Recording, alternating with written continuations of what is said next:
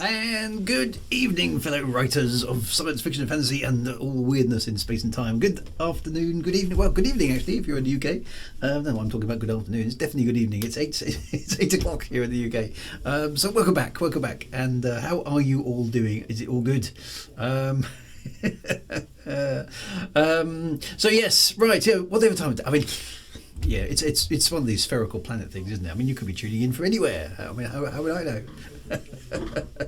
It's Monday at 8 p.m. where I am. It may not be Monday or 8 p.m. where you are. So yeah, welcome wherever you are. It's always good to see you. Right, who have we got? Here? We have Wintermute GB is here. There. Sophie Sent Going Well is here. Magnificent Mako, hello sir, good to see you again. Welcome back. Wraith Bobby B is here. Asking about space tea. Well, I've just had dinner, you see, so I don't actually need space tea at this time of night. I had space tea this afternoon. Everything's good. Dr. Quest MD is here. Commander GR 1988 is here. Shiny Red Flag is here. This is a Jeej is here. Mad Monk Soft is here. Blam Smith is here. Sean is here as well. Sean O'Connor. My foil from north of the border. Alan RP42 is here. Kelly Baglar is here as well. Commander Lenin is here. Telling me it's an oblong spheroid. Yes, you're quite right. So there we go. And Kelly Buglar's tuning in from the alternate universe. Excellent. Well, we did the multiverse a few weeks ago, didn't we? So that was quite good. So anyway, welcome one and welcome all. Foiled again, says Sean. Did I get my super duper high speed internets? No. I am still communicating to you with my low speed internet. Alas, there's been a spanner. A spanner in the works. Actually, there's been a lack of spanners in the works. In fact, there's been a blockage in the works. Basically, there's a pipe that goes from the street to my house, which probably hasn't been used for like 30 years. And when they tried to put the fibre optic cable down it got stuck, so they had to pull it back out again. And as a result, there appears to be a blockage in my tube, not my personal tube. I hesitate to say, but there's some kind of underground blockage between me and the place where the thing has to. I don't know how this stuff works. Alas, the engineers weren't able to complete the job today, so they've had to refer it to some other dudes who are going to come and undo the blockage. And then when the blockage has been undone, then apparently they can come back and try again and do super duper high speed internet. So no, alas, super duper low speed internet is all I have at the moment. So we're still transmitting from Wagar Towers. There we go. So yes, a bit of disappointment actually. It was a very short call. They basically came at about 11 o'clock today, tried to put the thing down the thing, and nope, not having it. So the tubes alas are blocked. Have I tried prunes? Yes. Not sure that's going to help the fibre optic somehow. I'll suggest it to them when they come back. And oddly enough, it's quite funny because the two guys doing the installation were two lovely Irish gentlemen with very, very strong Irish accents, which I actually quite like. It's quite funny having a conversation with them about fibre optics being stuck in tubes. So there we go, never mind. But anyway, we're still here on my low speed internet. And we'll continue on. So who knows when the high-speed super duper internet is going to arrive? But alas, not today. But there we go, not today. Digital prunes. That's what we need to unblock the system. However, one of the things I did do is this doesn't affect this stream at all, by the way. So it's completely irrelevant to the topic. Not that we've got to the topic or any topic. But I did move the router inside the house, and it's surprising how much difference it makes to the Wi-Fi in the house. Not that this is on Wi-Fi, because this is not. But it's surprising how much difference moving the router has made to the Wi-Fi signal in various different rooms. Wi-Fi seems, to be honest, Wi-Fi does seem like magic to me because sometimes it works and sometimes it doesn't. And then you can be close to the thing and you're getting not a very good signal, and you could be in some obscure, strange part of the house. And you're getting a perfect signal. I don't understand Wi-Fi. I don't trust wireless things actually in general. It's all witchcraft and wizardry and tricks and hocus pocus as far as I'm concerned. Give me something I can plug into something else and I know it works. Why was the router not in the house? No, it was in the house, just in a different part of the house. The problem being is that The original cabling for the house came into the hall, as you kind of might expect, which is the obvious location to put the router. But our supplementary internet stuff came into the side of the house and had to be terminated there. So that's where I'd put the router, which wasn't the ideal location. So I've moved the router back to where I want it to be in anticipation of the high-speed internet arriving. And the Wi-Fi signal was really, really good from this location, which is excellent, because that's where I want it to be. Unfortunately, now I've got a Cat6 cable trailing across part of the house between the place where the router is in its ideal location, where the internet currently terminates. So it's less than satisfactory. So there we go. So which provider am I with? I'm with currently with a company called VFast, which is the only company that can provide me with anything approaching reasonable internet where I happen to live. We're not really out in the sticks, but we're a little bit out in the sticks. And we're certainly out in the sticks in a digital way, because basically what they did when they built the area where my house is, they didn't put any fibre optic cabling in because somebody obviously was cutting costs. Half a mile down the road, not a problem. Okay, you can have cable, fibre, not a problem. In my part of the world, no, we didn't put it in, so it just isn't there. You can't plug into. The only thing that goes to the house is old-fashioned copper cabling, which of course is only good for about 2 megabits per second. So that's useless. You can't use that for broadband. Basically, there isn't. It doesn't matter which internet provider I try. There's no technology that comes to my house. Okay, at all. There's nothing anybody can do. So the way we currently get our internet is via a transmitter on top of the house, which speaks digital stuff to a transmitter about 4 miles away and beams us internet through space. So technically my internet is Wi-Fi, kind of. It's just not satisfactory. So anyway, for the last 10 years, we've been putting up with what is by everybody else's standard, increasingly slow internet, and then suddenly the panacea has approached that what they've managed to do is they've managed to route fibre cabling through the drains. I think this sort of independent company said we can do it, and so they're routing fibre optic cabling through obscure drainage passages underneath the road, so they haven't got to dig everything up, which was the big problem that we would otherwise have. And unfortunately, there are blockages in some of the pipes, and that seems to be the problem. So anyway, they're working on it. But there we go. I will continue reporting back on my amazing quest for modern internet. But there we go.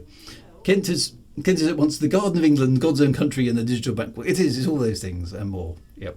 Yeah. So routing cables from my back passage. Dear, it's all kind of good stuff.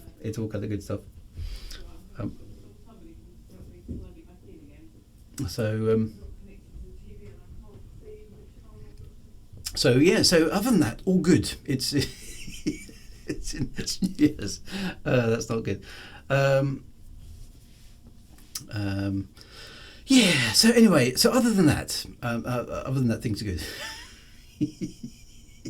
Might start seeing a sewage box and a bit of fibre should have. Well, yes, I suppose fibre to the. It's basically fibre to the property, FTTP or something like that. Anyway, I don't know how it works. So it's all witchcraft, magical witchcraft and wizardry. So other than that, it is amazing. It is a bit amazing, especially given where I live. It's not like in the middle of absolutely nowhere. It's not like we live in the desert or anything.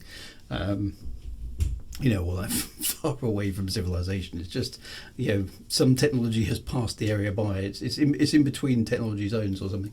But there we go. Other than that, all good. I've been doing some reasonably good progress actually on my writing. I managed to get to 22,777 words today, which was oddly precise numbers. I'm not quite sure why I ended up with this. It's just sometimes you end up. I was doing now. I happen to say this is my from a writing perspective. My writing speed isn't actually all that fast at the moment. And what I'm finding I have to do is I keep having to go back to my kind of law Bible and go. No, I haven't thought about that. I need to add that thing in about the thing. I came up with one today, which was what am I going to use for currency? in my current sci-fi novel, because you don't want to use. Well, I didn't want to. I mean, I'm set 1,000 years in the future here. So, and I'm assuming there's basically a recognisable kind of economy going on, and as a result of that, it's I like, well, okay, well, what's the currency going to be? Am I going to have a currency?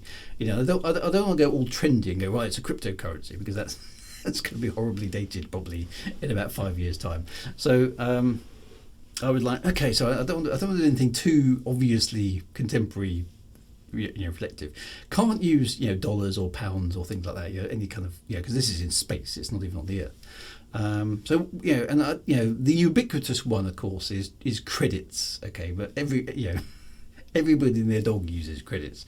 So I didn't want to use credits because it's just too common. I thought, okay, what am I going to call it? Because my view on these things is it always has to be something that's pretty easy to say. Because if it isn't, people will shorten it to something that is easy to say. In the UK, for example, nobody says pound sterling unless they're posh. Okay, we say a quid. Okay, so this might sound a bit strange again to people outside the UK, but £1 in our currency is basically a quid. Okay, so you can have 5 quid, 10 quid, 20 quid. And that's right. So that's that. You always I don't know whether dollar pounds. Yes, I suppose dollar pounds from Red Dwarf isn't a bad one. Groats. All things like that. But I didn't want a contemporary flavour to it. But I didn't want to use the obvious one, credits, because credits is used all over the shop, and I don't like credits it's just too obvious. It's actually quite a good Starbucks. Yeah. It's like bucks, yeah. So in America you have bucks instead of. I mean, some people will say dollars, surely, but it's $10, it's $20. It's much easier to say, right? So whatever your thing is, it's probably going to be shortened and have some kind of thing, easy way of saying it. So Cosmic Rookie, hello, good to see you. 07s. 007s. 007s. Da-da. Yeah, very good. Starbucks, yeah. And Star Trek's tried Latinum, okay, they gold pressed Latinum, okay, which I suppose gives you the idea. I don't really understand gold pressed Latinum. Is it a special type of material that can't be replicated? Because they've got replicators in the Star Wars in the Star Trek universe. Sorry, not Star Wars. As a result, you'd have thought that any currency could be quite easily replicated by a replicator, but I'm assuming gold pressed Latinum has some property to it which can't be replicated. Is that right? Somebody who knows their Star Trek might know better than me. Call your universal currency generics. Latinum is a non-fungible token. Before its time. Da, da, da. So Alan, there, I've also used Molly as a unit of currency because the metal molybdenum. That one was in short supply in my story. Okay, so Latinum can't be replicated. It keeps the Ferengi, things like that. But gold pressed Latinum is a bit of a mouthful, isn't it? I mean, you're not gonna say that very often. What would it ought to be shortened, and most of the time they just call it Latinum, don't they? I would have thought fairly quickly it would be lats or lat. Yeah, that's 10 lat or 10 lats or something. It would be that kind of thing. So all I know is a liquid usually encased in gold for ease of transfer. Okay, Latinum is a rare silver liquid which cannot be replicated. Okay, well there we go then. So it's gold pressed Latinum. Sorry, I spelled molybdenum. It was molybdenum. Okay, strips and bars. Yeah, strips and bars of gold pressed Latinum. So that. It's a non-replicatable. It's a base currency, isn't it? So that kind of makes sense. So I was thinking, okay, I don't want credits. I don't want bucks. I don't want pounds. I don't want quids and and things like that. Strips and bars isn't bad, is it?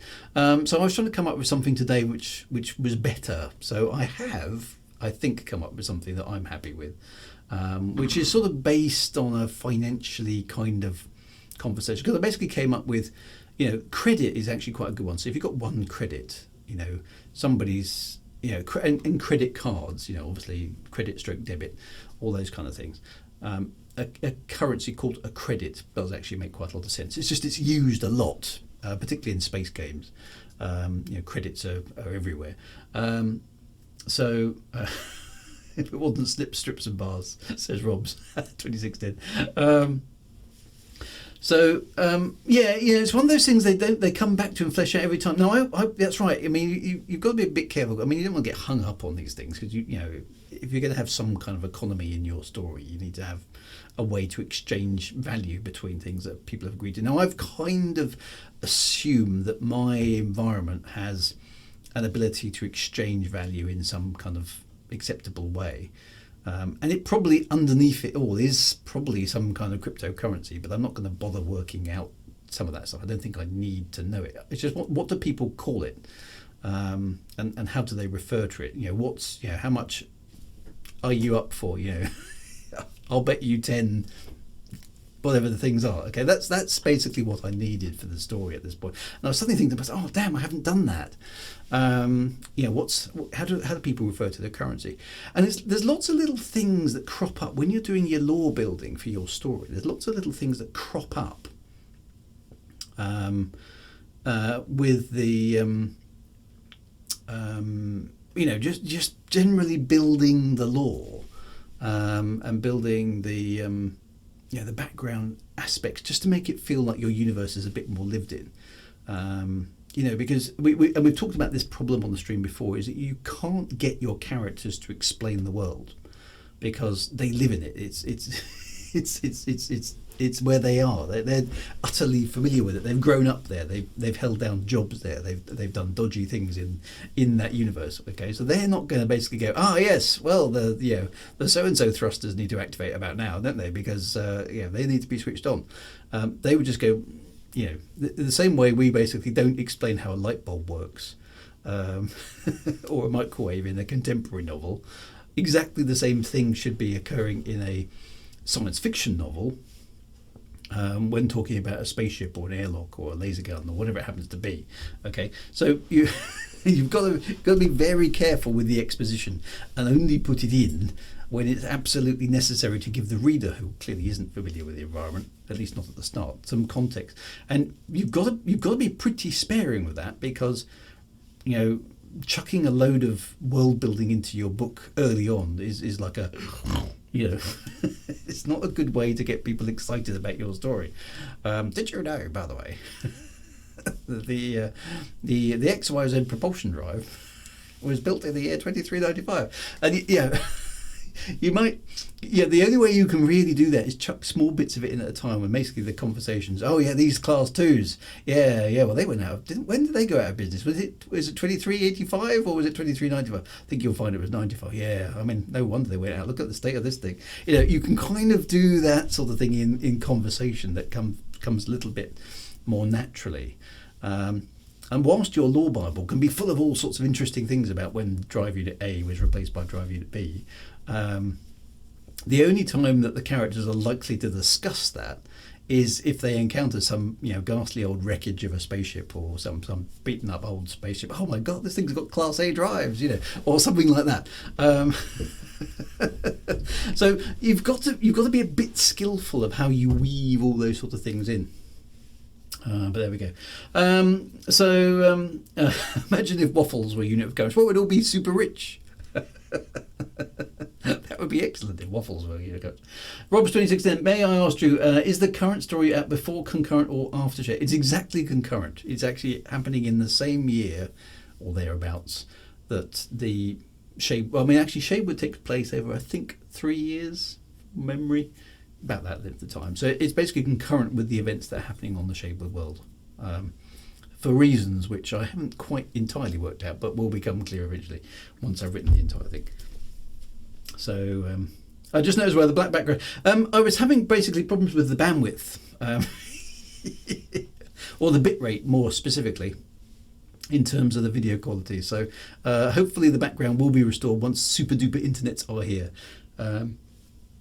Otherwise we were getting all sorts of stuff, and sometimes the text wasn't being readable for some people and all that sort of stuff.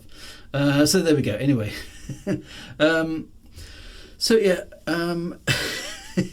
Okay, so Chris has come up with a good one here. In my fantasy project, the coins are serpents and galleons. I don't know where my see, that's quite nice because then you've also got the concept of different values of things. Okay, so actually, interesting enough, in contemporary currency, particularly nowadays, I don't know if this is the same in other countries, but in the UK, we don't very often now talk about anything because of inflation, right?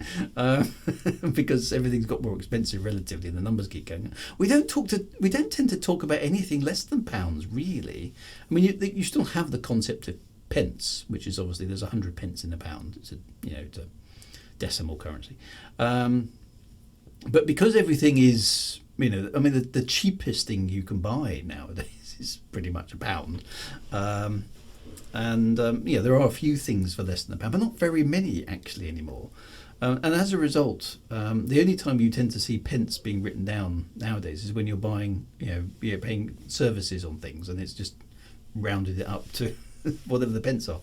If you go into a shop and buy something, it's quite unusual for it to be anywhere not close. I mean, obviously. There's 99p stores, which obviously are pound stores. You get a penny back. That's the only reason pennies exist. Actually, is because of 99p stores. So there are things like that. Much better value than the pound store, says Mo Monk. So those sort of things. So sometimes there is a concept which I think Chris is kind of going for is there's different levels of currency. Okay, so maybe serpents are half a galleon, and a galleon is half a dragon or something. It doesn't really matter what it is, but as long as you're consistent. Anne McCaffrey actually in the Dragon series had quite a nice currency where you basically had a mark, which wasn't the old German currency, by the way. It was just a mark. So one mark was a big unit of currency, and then you'd have a half and a quarter and an eighth and a 16th or something like that. And so the currency was divided into things like that. So a quarter was a decent amount of money. I think I did something vaguely similar for Shadewood, but I never really used it because I didn't have a situation very often in the Shadewood books where the characters were talking about the cost of doing things in terms of indicator. I never really had a need to have a currency on Shadewood because most of the characters had their stuff and they just did that. And I kind of assumed there were taxes and things going on around, but I never really had anything I needed to worry about how the economy actually worked. And depending on what you're writing, that may or may not be an important detail actually, as to how does the economy work? Who pays for this stuff? Because one of the classic things with fantasy novels in particular, is sometimes you come across these amazing constructions. I mean, take Lord of the Rings for example, with Minas Tirith. Okay, somebody had to build that, right? So the raw materials out of which the great cities were built. Okay, well, who paid for the stonemasons, and what were they paid in? And how was that taxed? Lots of questions that will come out of those kind of things. So there we go. So Chris says, one of the things that happens in my prologue is the main character being given a silver galleon by their uncle who came into a fair bit of prize money, and the main character being kind of blown away. I've never had this much money. Okay, so it has to be therefore you're introduced to the idea of the currency, certain levels of the currency being a significant thing. The serpent is a golden coin, galleon is a silver coin. I don't remember exactly how it was. But that's good. Okay, I think if you need that sort of detail, it's sometimes worth pursuing it down a little bit to see kind of where it goes. Cosmic Rookie, how about coins made of magnetic material that would form one unit and you could break bits off like a quarter is actually formed, and maybe it sticks together. That could be quite cool, couldn't it? If you could get it to work properly. Gian, who pays for these absolutely huge standing armies, and what are they paid with? And all the soldiers that appear out of nowhere, because there's an army. So those, things like that are interesting to think about. How does the economy of the world work? Is that an important detail? To what you're talking. In a pure kind of high-stroke epic fantasy type of environment, probably not. You don't need to worry about. Okay, well, how does the army, get paid and who's paying for all of this? All those kind of details. It may or may not be interesting to you as depending on how effective and what the emphasis on your story is going to be. But Real Crave says, in world building, I generally figure out trade currency really on to figure out how the economy works. Because people will do work for, for currency because they can spend currency somewhere else if there's a economy there, or they'll just barter their work. Basically, okay, well, I'll do that for 6 bushels of food or whatever it happens to be. So either of those mechanisms can work, but people are unlikely to sign up to an army unless they're sort of press ganged into it. Just for lols, aren't they? They're going to need some sort of compensation. So I don't know. That one's an interesting one. The other thing that's is interesting, to me is also the the progression of the environment in fantasy novels. Almost always in fantasy novels, the environment seems to be very static. It doesn't seem to have changed for hundreds of years. There doesn't seem to be any sort of technological progress in there a lot of the time, which is a little bit odd. And again, it depends how seriously you're taking a novel, whether it's just a point in time, it doesn't really matter, or whether you know where it's going and where it's come from and all those kind of bits and pieces. That's probably more a concern for science fiction, in the sense that you tend to be at a point in time where a certain level of technology is expected, but that technology can improve, and prior to that the technology was more primitive. All those sort of things to be considered. Glenn says, I kind of wonder, in a futuristic setting, if a physical item would represent monetary value versus some digital form. Well, this is difficult, isn't it? Because we do currently have. Like you say. Who's that haunted loaf? I haven't used physical money in years. I don't even live in the future. No, I so rarely use physical money. I was totally stuck the other day. I went down to a nearby town.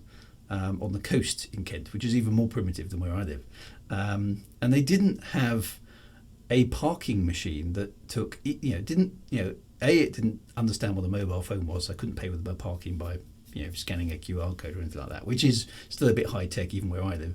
But it didn't take credit cards, so it required to pay for, I don't know, whether it was 3 hours of parking. I had to pay £5 in coins. I was sort of looking around thinking, how many people carry £5 of coins around with them on the off chance they're going to go, I'm going to go park today. How can you? If you wanted to park there every day of the week, you'd have to be lugging around massive, great big quantities of heavy metal. It's insane. I was like, this is just really odd.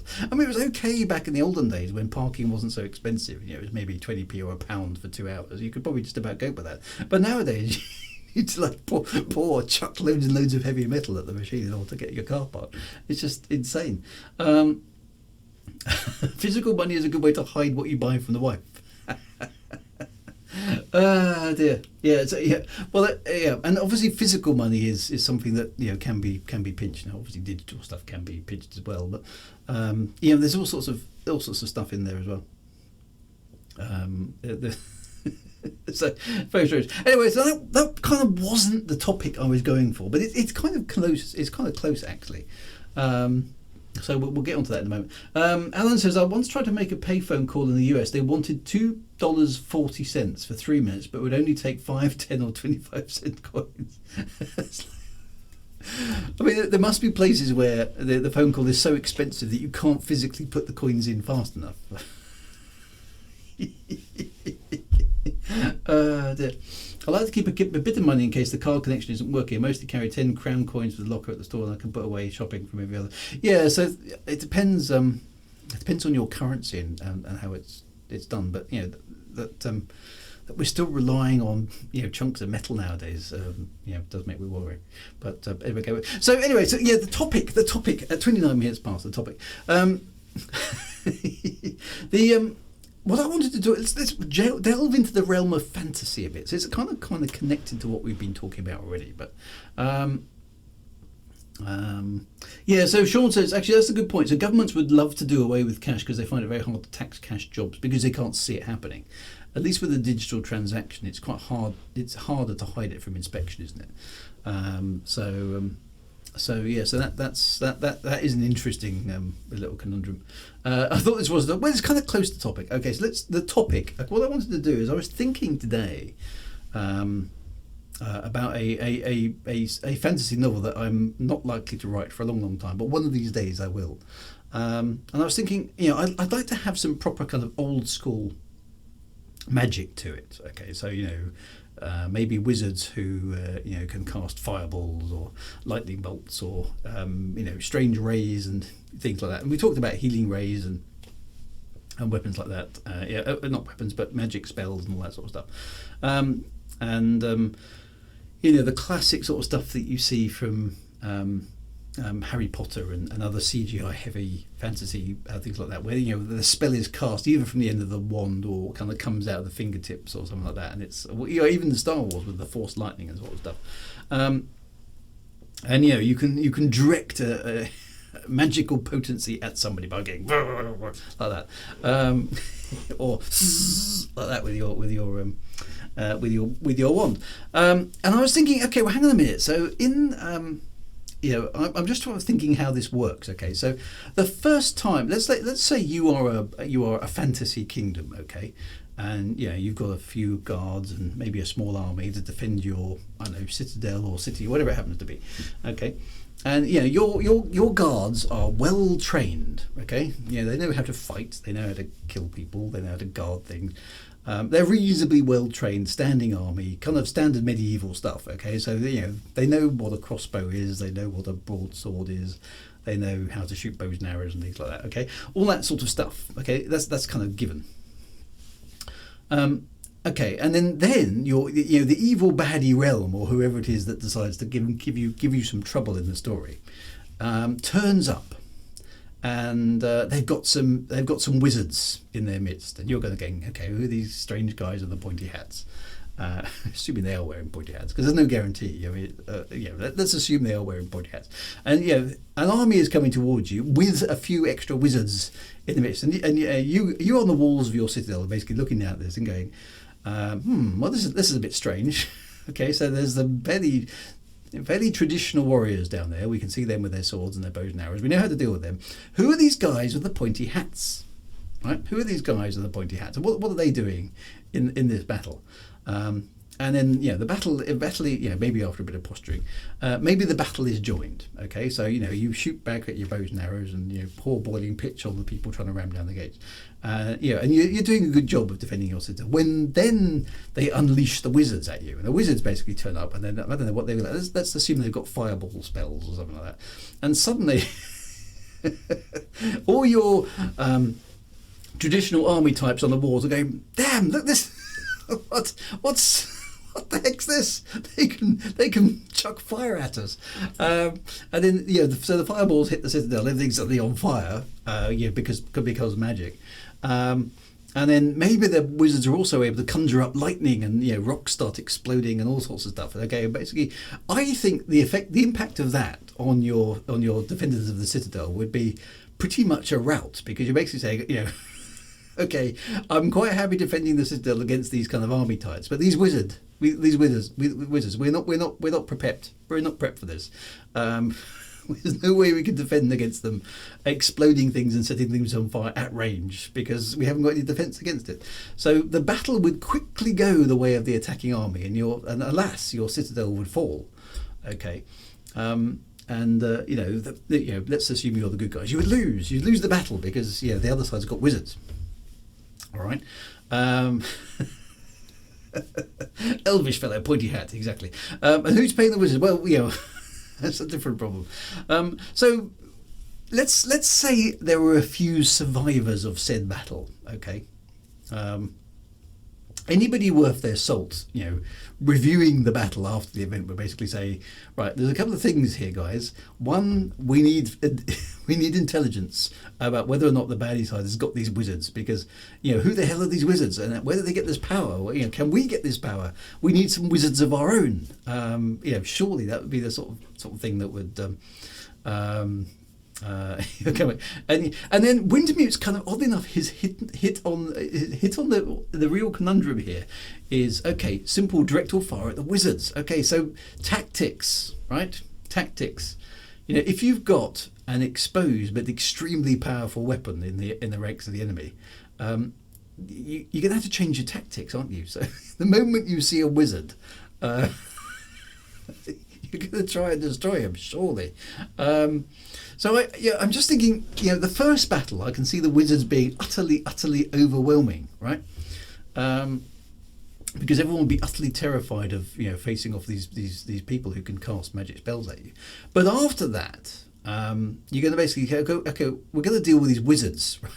Because if these wizards turn up again, we're going to lose. Okay, so it's a wizard's arm race, isn't it? Yeah. So what's going to happen in this scenario? So do you try and recruit some wizards of your own to kind of counter the wizards that are attacking you? Assuming you can find some, and what does a wizard want as as part of, yes, I'll agree to sign up and stand in his army. This is why wizards stopped wearing pointy hats, because they kept getting shot at. Brian McKellen invented powder mages to combat wizards. Okay, well, that's quite interesting. So, what's your counter wizard spell? So there are, in most fantasy universes, things that can resist spells, aren't they? There might be counter spells, for example, which is what a wizard on your side perhaps would be doing. And sometimes they go back to the kind of earth, air, fire, water thing, don't they? Which are the old, obviously completely erroneous elements of the universe. If somebody casts fire at you, then you cast water back at them, and they kind of meet in the middle and turn into steam. You can counter them that way. And sometimes there are items that are proof against wizard spells. So, for example, you might find a shield made out of dragon scales, let's say, just choosing something randomly, is immune to wizard fire or something like that. Now, it hopefully, in particular battles, if there are enough survivors of the previous battle, you get some intelligence back, and we go, aha, next time we're going to let's try shooting the wizards first. Maybe that will work. Then you may find, we can defend against that by doing this with some dragon scales. That will work, and so on and so forth. Do they wish it could be Christmas every day? Very good. Wizards are all right, but a trusty trebuchet doesn't complain about payment. This is again the one thing about fantasy that I find a little bit weird, is there doesn't seem to be any progression, in the technology. So if you the first time you throw wizards against unless the wizards are so unusual or so rare that maybe nobody expects to see one, and they're kind of very, very unusual, which is sort of seems to be the sort of way Lord of the Rings works. There are hardly any wizards about at all. But the wizards are quite common. Then you're going to have to deal with them, aren't you? You're going to have to find strategic and tactical ways to deal with the wizard problem. And a wizard with two heads is not a very good wizard. How would you counter a wizard in that sort of situation? And I sort of think, if you're going to have to tactically deal with a wizard in the ranks. Now, if you've got foot soldiers, you can shoot them with bows and arrows because your range is increased, by the fact that you're on the walls of your castle or citadel. So that's quite good. If you've got an elevated position, that's an advantage as well. That's quite a useful thing. Obviously, the foot soldiers can counter that by holding their shields above their head. So there's a sort of there's an order and there's a sequence to offensive and defensive things, So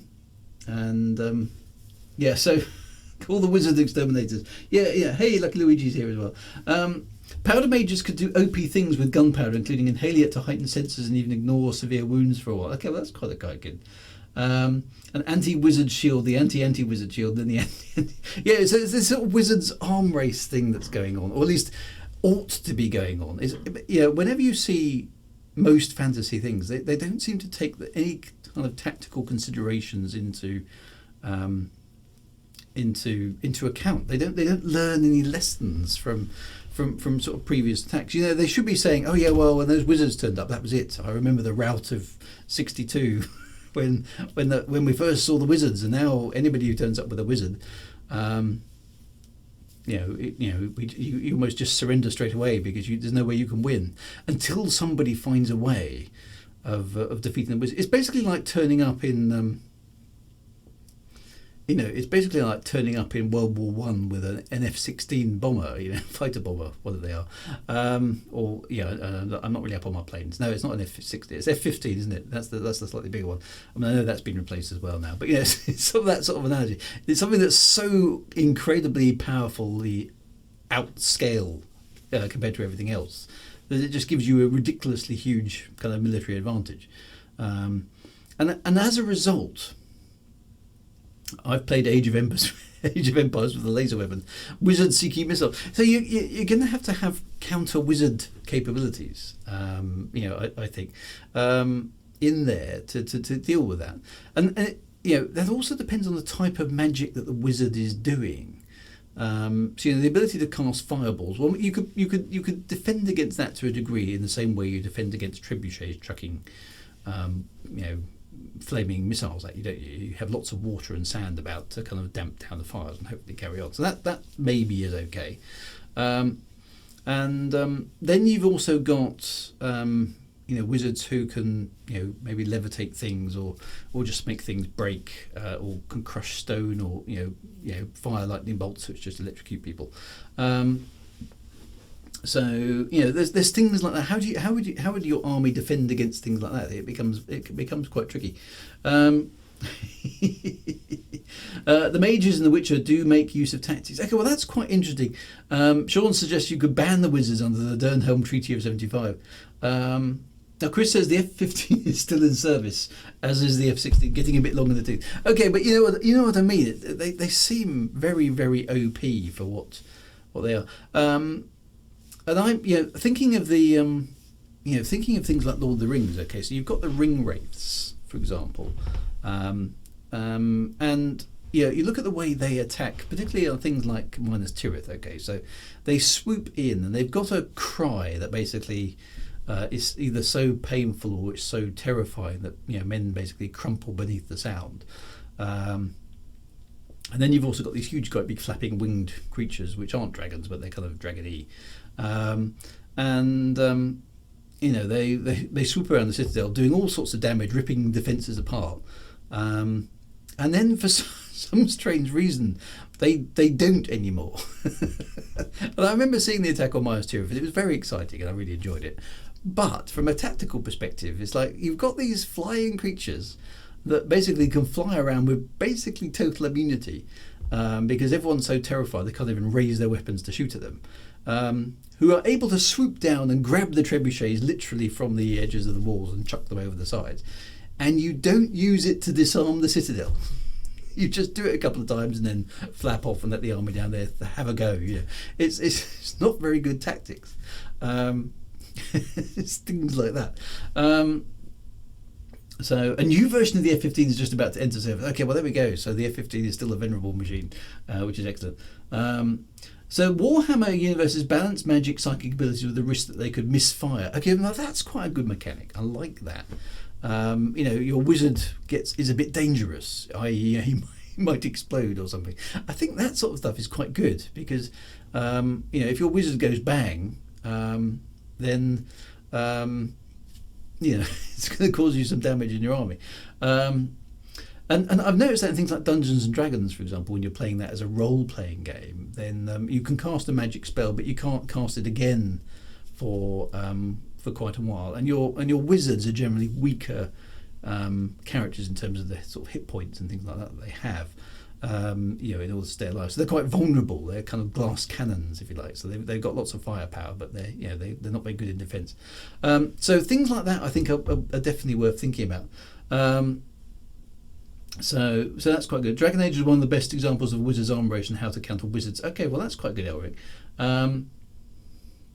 And in Dragon Age lore, the Templars are a force of anti-mage soldiers whose mere presence stops magic working.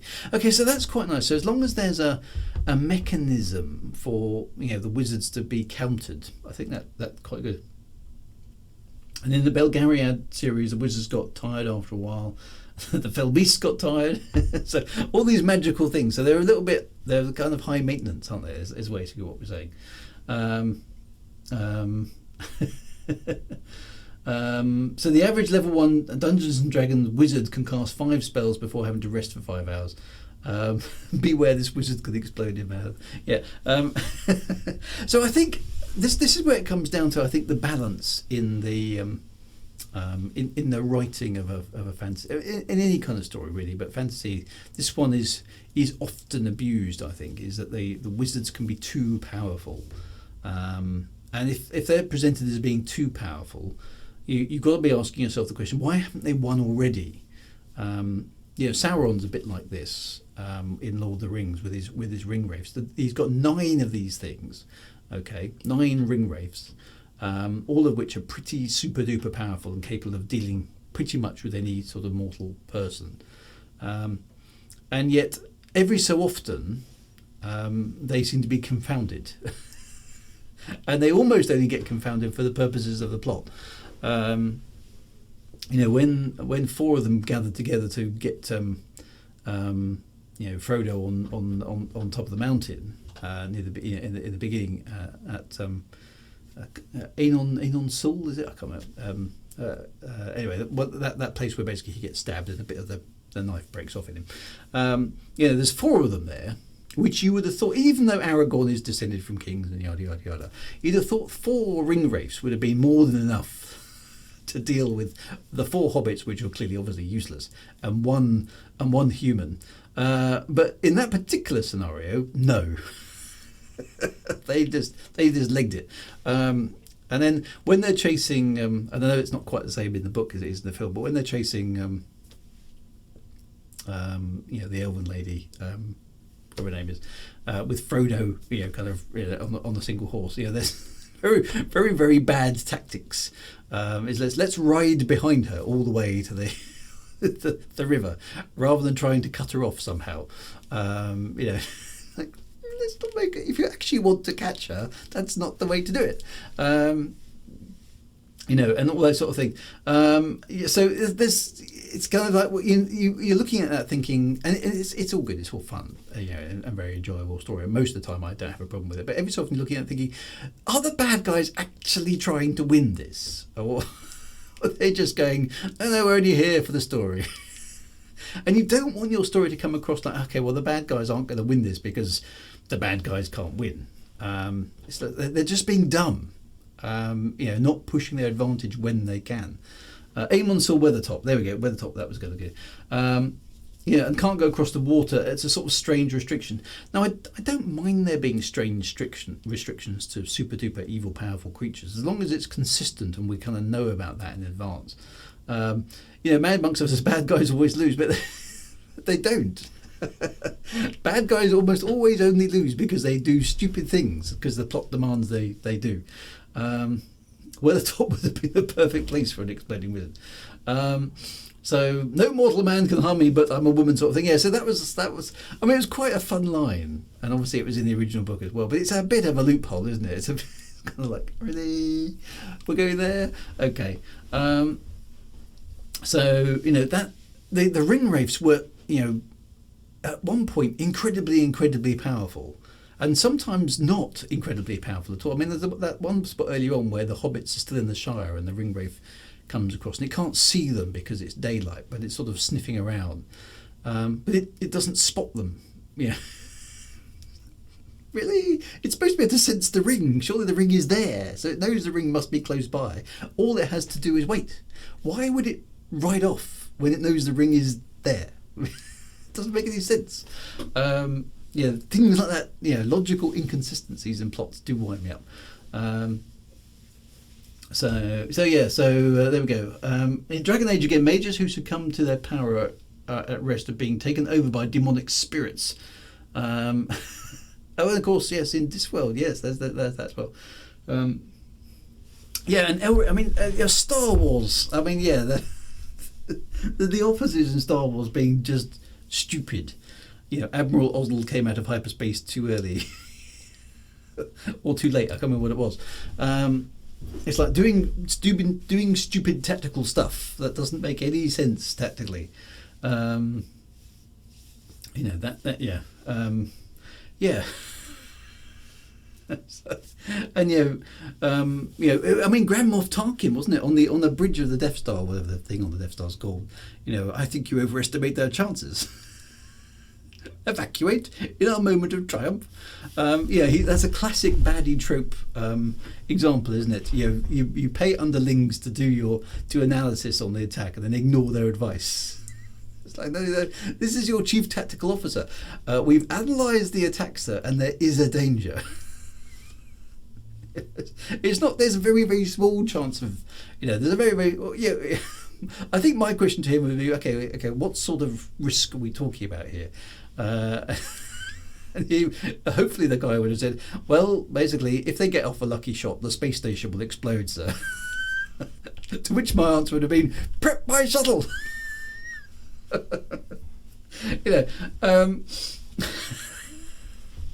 What? Yes, sir, there's a massive, massive weakness in the design of the space station. There's a small chance that they'll get the shot, but if they do, there's a 100% chance the entire space station is going to explode in a big fiery ball. No.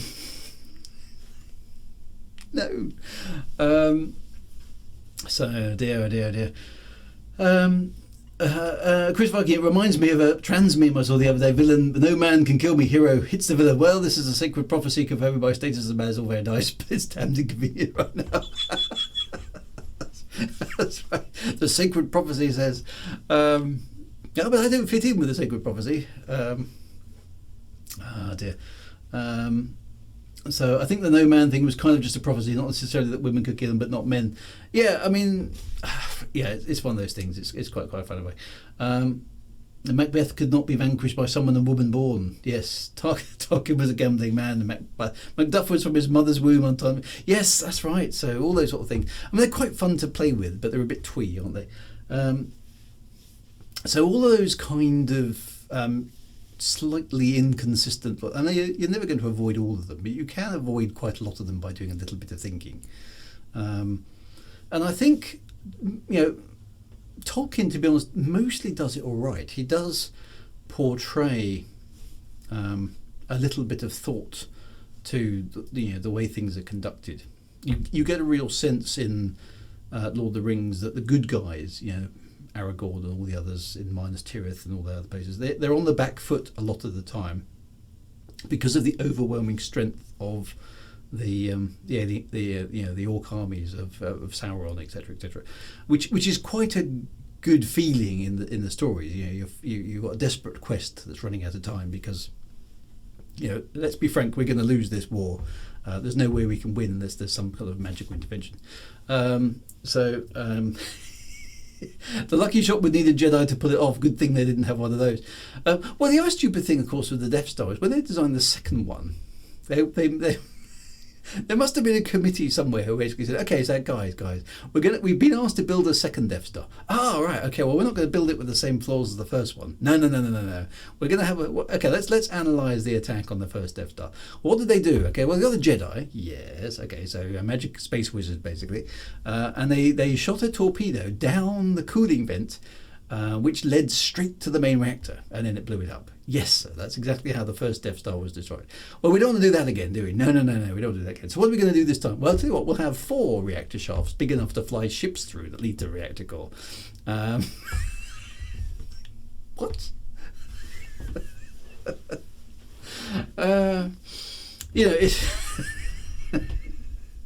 Who designed the second Death Star? I mean, it was just... And even with Starkiller's base, which of course is kind of Death Star 3, same fundamental flaw. Let's leave an exposed thing that if we blow it up, then it will initiate some sort of chain reaction. There's an awful lot of chain reactions in science fiction enemy bases, aren't there? I mean, just all you need. I mean, in the science fiction universe is a few circuit breakers. or maybe some safety cutouts, some sort of surge protection device. Maybe it would solve a lot of problems. So. And fantasy is kind of the same. It's like, okay, well, the alarming thing, if we destroy that, then everything will come apart. Well, will it? Okay. All those sort of things. There was a shield on Endor, yes, which they weren't guarding effectively. so. And I know they thought. I mean, and that's another thing. Okay, toying with the enemy or toying with the good guys. Okay, so let's take Return of the Jedi for a moment. Okay, so it's an older code, sir, but it checks out. It's like no. That's not how codes work. Okay, it's like you trying to sign into eBay. It's an older password, sir, but it checks out. No. It's an old password. It's not valid anymore. You can't have an old passcode. It's kind of set up to basically Darth Vader sort of, I think these are the good guys sneaking into the base. So I'm going to, for some bizarre reason, which is presumably to try and capture Luke, rather than just blow the rebels out of the sky as he should have done, which would have saved everybody an awful lot of grief. He lets them through so he can toy with them later on. So the bad guy toying with the good guys, thinking that they're falling into his trap. This cunning, elaborate ploy. And then he basically says, you fell for my elaborate ploy. Now you're all doomed, kind of thing. Rather than just blowing them away when he has the chance. It's so common. And it really winds me up. Yeah. So, the first time I saw the second Death Star images before the movie came out, I assumed it was destroyed remains of the first one, with those 4 parallel things. How many Imperials who knew how the Death Star was blown up survived that? Well, I suppose that's true, but, the stories of how it was destroyed surely must have spread through the rebellion at the very least. An elite legion of stormtroopers taken out by the small fluffy Ewoks. I mean, that's annoying, is the way. The cute creatures just get a double. It's like, they get extra dice rolls. If it was a Dungeons and Dragons kind of thing, it would be basically the Ewoks just get 3 or 4 extra dice rolls every round, facing up against the stormtroopers. There's fantasy has a lot of load bearing baddies. So I think if you're going to make your baddie, there's no reason in a fantasy novel why your baddie can't be competent. I suppose is what I'm saying here. Is I'd much rather. I like reading stories where the bad guy if there is going to be good and bad, and there's nothing wrong with having kind of good and evil. I mean, we can argue a little bit about what good and evil actually is, in the context of that sort of stuff. And I think it's much more powerful if it's much more a matter of perspective. I'm not saying call it out specifically like they do in Star Wars. From my perspective, the Jedi are evil. Nothing. Don't say things like that. That's really appallingly bad dialogue. But if from one perspective there's good guy, and if the good guys and bad guys stuff is a bit blurred in the sense the good guys sometimes do bad stuff, and the evil guys actually have some redeeming characteristics as well. And so you're kind of a bit on the fence as a reader. As go, well, who should I be rooting for? That I think can make it a bit more interesting. There's this concept that it's just a big bad dude or dudette we've got to deal with, and that's is a bit harder, and sometimes that's just a vehicle for the other story that you're telling, but it does annoy me when the bad guy is incompetent. Here I am at the peak of my power, but no, I'm going to let the goodies have a chance. You just wouldn't do that because that's not what you're trying to achieve, surely. Obi-Wan and the Imperial Stormtroopers being so precise, who then proceed to be able to not be able to shoot anything. So there are problems with that. I think the wizard arms race is an issue which is definitely worth thinking about in your stories, the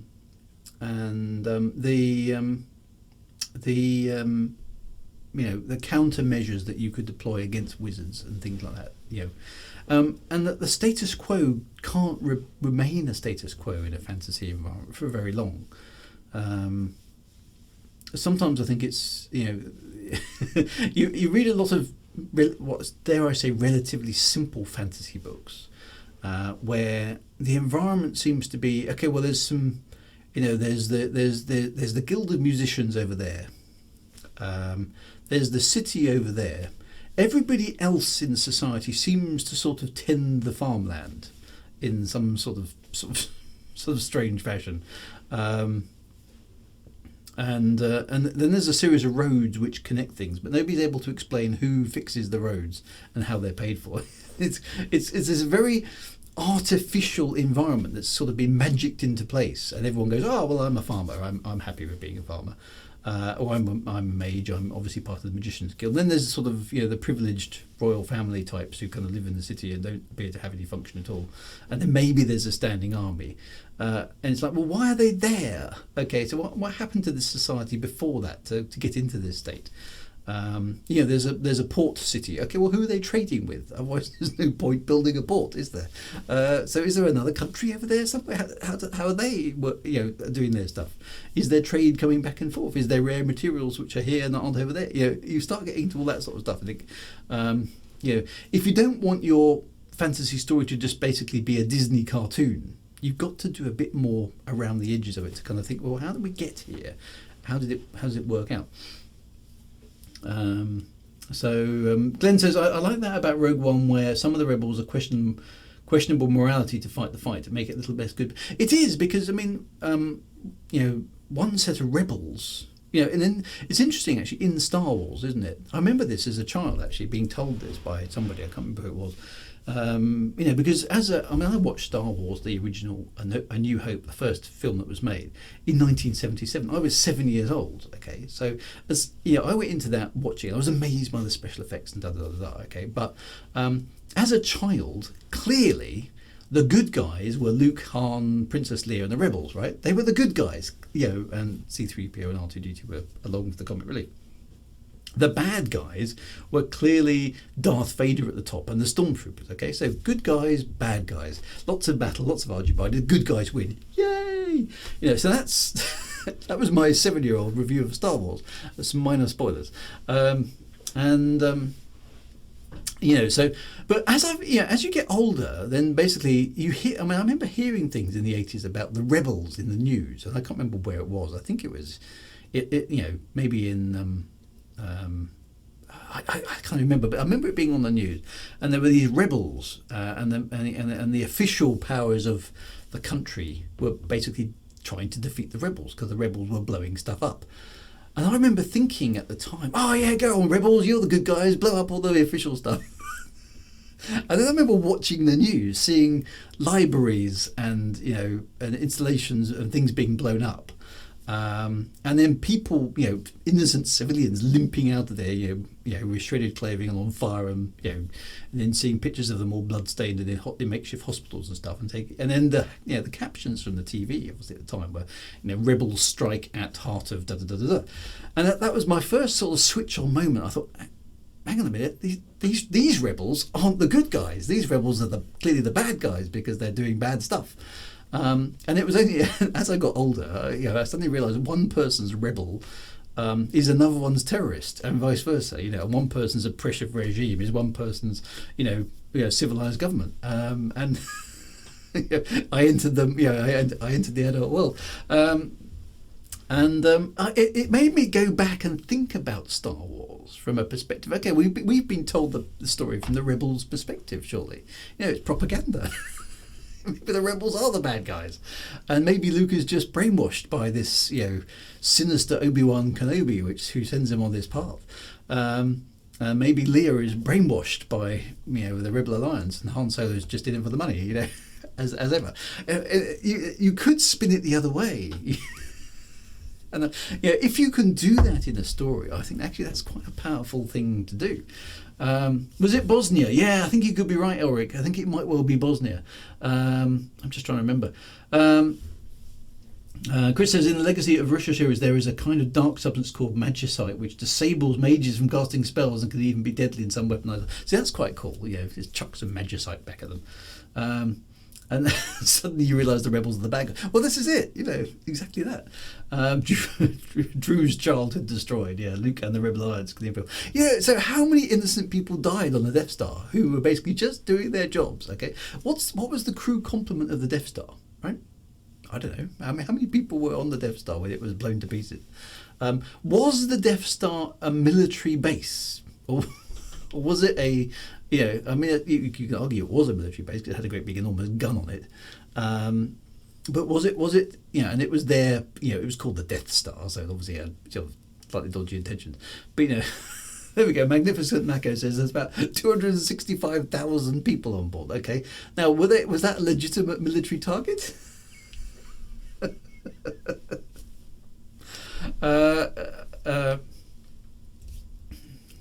So I don't know. And hand shot first as well, runs for cover before. So changing that sort of stuff about. Death Star from the now decanonised book, 1 million people. Well, that's there's a lot of people being murdered there, basically, isn't it? I know the Death Star also blew up Alderaan, so we have to take that into account too. And obviously we're on board there as well. So life is cheap in the Star Wars universe. And Sirius, do we really talk about child-stealing cultists that train those children to be assassins and soldiers and kill political leaders? And that good evening. Yeah, I know. It doesn't. There's parallels in our world where we think we're very clear on where our morality stands, but throw in a bit of laser weapons and some spacecraft, and then genocide's fine. It's like, okay. We just ignore the innocent lives in wartime, says Dr. West. I know, it is a bit scary, isn't it? There's a reason the contractor on the Death Star has become a meme. That's right. Very cheap how people can be lopping off limbs. That's definitely a Jedi thing, isn't it? I think rebels have to be grey mix. They should be grey mix because basically they have to strike where it's going to hurt the government and what they're trying to achieve. What most rebels are trying to achieve is the overthrow of the current regime, and if they can destabilise the regime by turning their own people against the regime or making the people of the regime lose confidence in the regime through sporadic attacks and stuff, then that may suit their political ends. They're not just trying to kill the people in power. They're trying to topple over the power structures, and inevitably, innocent people then get caught in the crossfire, which some of those rebels are going to justify as a necessary evil of toppling the oppressive regime, aren't they? And that's where it all becomes slightly ambiguous. Was Alderaan a legit military target? Well, they were harbouring rebels, which were illegal. Cool. So so I think it's stuff like that. If you can think it through a little bit and add a bit of context to what's going on, and make your politics, make your battles, make your bit of pre-history or pre-story story. The bit that happens just before the story breaks out, or the few years before the story breaks out. Actually makes sense. I think you can add a lot to the nature of your story by doing that. It was Chancellor Palpatine declared it, so just dissolve the Senate. That's right. Actually, we were talking about currency earlier on. There was an interesting thing about a couple of people were commenting on Facebook about the fact that I think in relation to the Canadian truckers' protest, basically saying, I think it was it GoFundMe had basically been initially somebody had put up a GoFundMe page to raise money for the truckers, and GoFundMe had basically taken it down and refunded everybody who had paid money to that fund. And some people were citing this as digital currency bad because look, an organisation can basically decide whether or not you're transferring money or not on a whim. And this is digital currency bad. You keep everything in cash.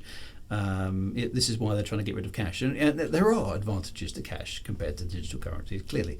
But I I kind of wanted to point out, so, well, okay, hang on, okay, so you think cash is going to solve your problem? Now, cash doesn't exist, okay? Money doesn't exist at all. Whether it's digital or it's basically on printed pieces of paper or minted coins, it's just an agreement between different parties that this has some monetary transactional value, okay? So if you're worried that the government is suddenly going to switch off digital currency and you're going to have no money, and therefore you're going to put all your money into cash, I've got some news for you. The government can invalidate that as well, guys. Okay. All they need to do is basically say, all those pound notes you've got, that's no longer legal tender. Boom, you haven't got any money. And so you're going to turn all of your money into gold and diamonds or something and store that in a bunker. You really don't actually have any control of it either. Money is a trust relationship between different parties. That's all it is.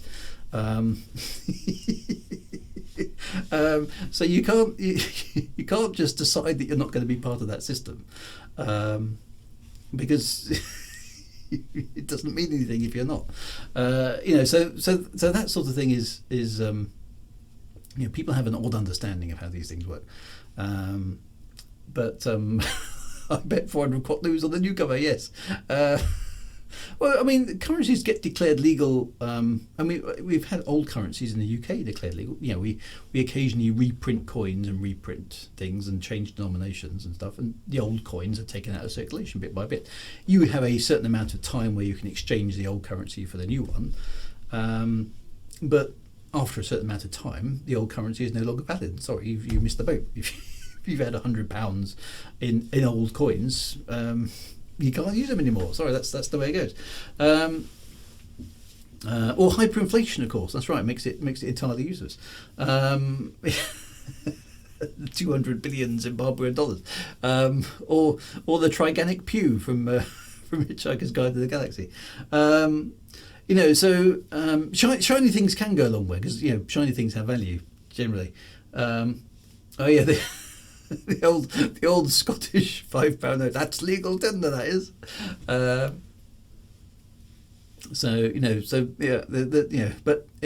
Interesting enough. I mean, I don't think I've got one. I don't think I've got a note. Now, this will not be the same in different countries. I've actually got a £10 note here. Look, this is actually a genuine £10 note. Look at that. There we go. There's a £10 note. There's some cash. Now, what it actually says on the back here, I don't know if you've got. Now, this will be different in different countries, but in the UK, this isn't actually currency, technically. I don't know if you can see this.